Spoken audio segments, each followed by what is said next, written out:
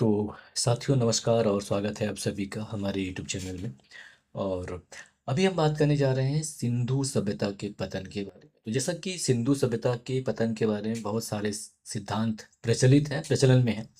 तो अभी क्या हुआ है कि एक बहुप्रतिनिधि पूरा जलवायु अध्ययन, जिसमें यह दावा किया गया है कि जो सिंधु घाटी सभ्यता है इसका पतन सदियों से चले आ रहे आवर्ती यानी कि आवर्ती सूखों के कारण हुआ था, न कि किसी एक विनाशकारी घटना के कारण।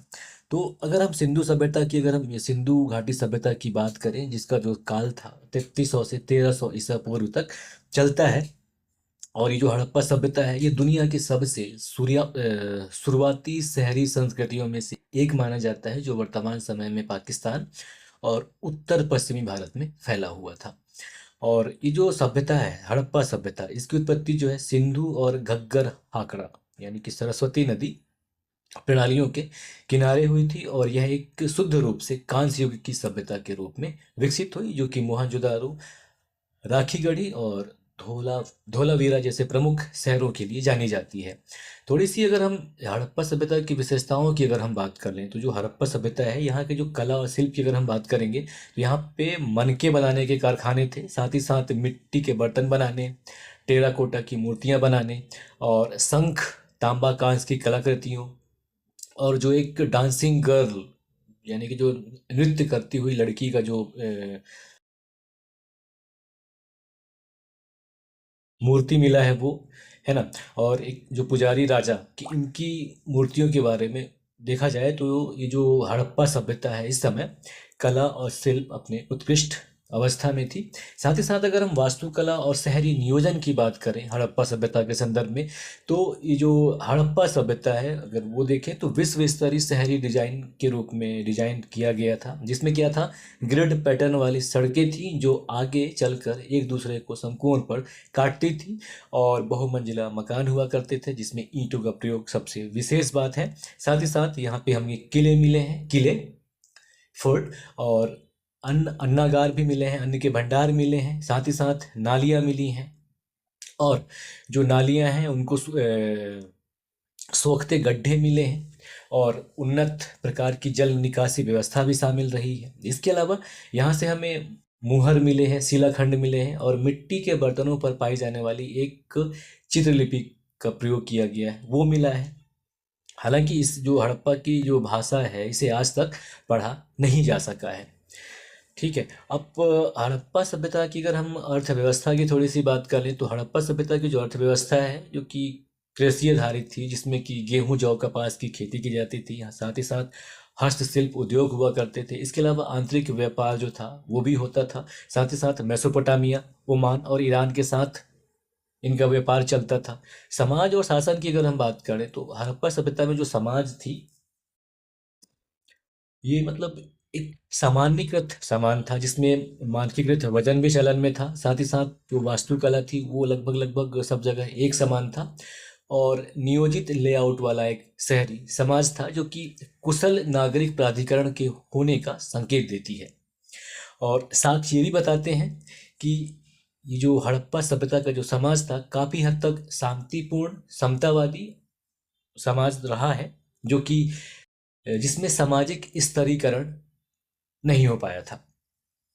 और अभी जो 2025 में जो अध्ययन से जो नए साक्ष्य प्राप्त हुए हैं उसके तहत ये माना जाता है कि जो हड़प्पा सभ्यता का जो पतन है वो धीरे धीरे हुई, जिसकी शुरुआत जो है चार प्रमुख भीषण सूखे से हुई। और ये सूखे जो चार तो सूखे पड़े ये 2425 से 1400 ईसा पूर्व ईस्वी के ईसा पूर्व के बीच हुआ।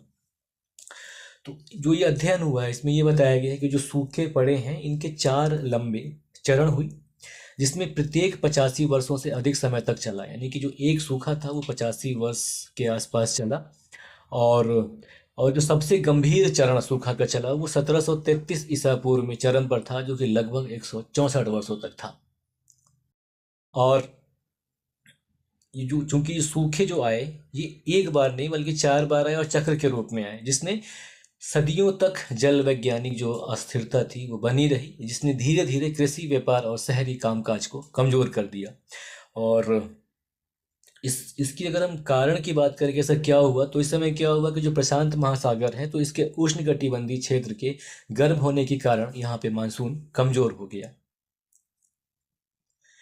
और जल वैज्ञानिक परिवर्तन हुए जिसमें नदियां सिकुड़ गईं और मिट्टी सूख गई। अब जो सतलज घग्गर प्रणाली थी वो व्यास और कई सहायक नदियों में जल के प्रवाह में कमी आ गई थी उस वक्त। साथ ही साथ मिट्टी में नमी कम हो गई थी जिससे सूखापन और लवणता का जमाव और फसलों की पैदावार में कमी आई, खासकर सिंधु नदी से दूर के क्षेत्रों में। और साथ ही साथ कृषि और खाद्य प्रणालियों पर इस बाढ़ का बहुत ही प्रतिकूल प्रभाव पड़ा। तो अब क्या हुआ, जब फसलें खराब हुई तो फसलें खराब होने की समस्या बढ़ने के कारण हड़प्पा वासियों को पानी की अधिक खपत वाली फसलें, जो कि गेहूं है और जौ है, उनके लिए बाजरा जैसी जो सूखा प्रतिरोधी फसल है उनकी ओर इनको प्रतिस्थापित होना पड़ा। और जब कृषि पर दबाव पड़ा तो उनके उत्पादन में फर्क पड़ा।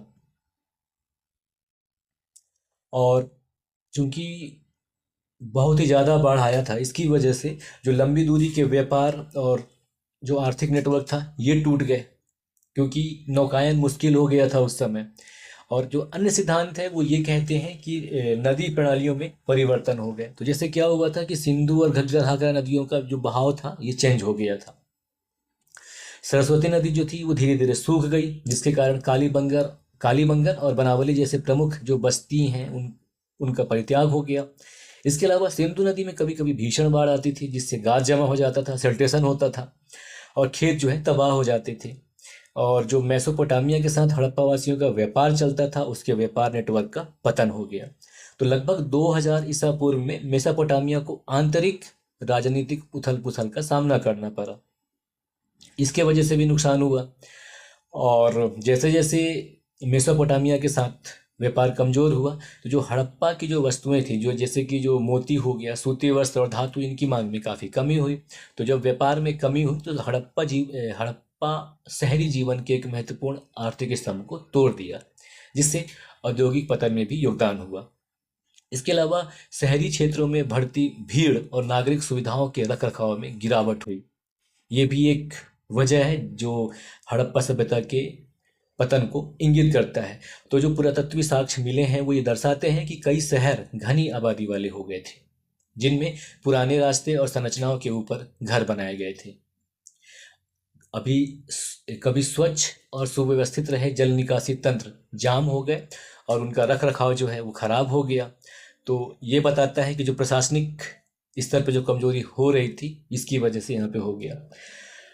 और जो महान स्नानागार जो मिला है उसके जैसे जो सार्वजनिक इमारतें हैं या तो उनको नष्ट कर दिया गया या उनका महत्व कम हो गया, जैसे वर्तमान समय में किया जा रहा है अभी। खैर, हालांकि बड़े पैमाने पर किसी आक्रमण या युद्ध का कोई सबूत नहीं मिला है। हालांकि पहले के सिद्धांतों में ऋग्वेद के संदर्भों के आधार पर आर्यन आक्रमण का प्रस्ताव रखा गया था, लेकिन पुरातत्वीय साक्ष्य जो है इसका खंडन करते हैं। और युद्ध के बारे में स्पष्ट रूप से जानकारी देने के लिए कोई भी सामूहिक रूप से कब्र नहीं मिलती है और न ही कोई जले हुए शहर मिले हैं और न ही विनाश के कोई हथियार मिले हैं। और देखा जाए तो सैन्यीकरण यानी कि आर्मी व्यवस्था लगभग बहुत कम था, ये मतलब ऐसा प्रभाव माना जाता है ना। और अब वर्तमान समय क्या है, बहुत सारे विद्वान जो हैं इस बात से सहमत हैं कि आक्रमण जो है सिंधु घाटी सभ्यता के पतन का कारण नहीं था। अब सिंधु घाटी सभ्यता के महत्व की अगर हम बात करें तो सिंधु घाटी सभ्यता का हमारे देश के इतिहास में और देश में इस बात में सबसे ज़्यादा महत्वपूर्ण महत्व है कि यह सुनियोजित तरीके से बसा हुआ शहर था। साथ ही साथ यह स्वच्छता प्रणाली को अपनाता था और शहरी शासन मॉडल दिया, ये इसलिए। इसके अलावा उन्नत जल विज्ञान था, शिल्प विशेषज्ञता था, समुद्री व्यापार और कृषि अनुकूल यहाँ पाई जाती थी। साथ ही साथ मतलब काफ़ी सुव्यवस्थित शहर था। तो अगर हम देखें कि जो हड़प्पा सभ्यता है या सिंधु घाटी सभ्यता है, तो सिंधु घाटी सभ्यता का पतन जो है ये किसी युद्ध या आक्रमण से नहीं हुआ, बल्कि आवर्ती सूखे के कारण हुआ जो 4 बार चले थे।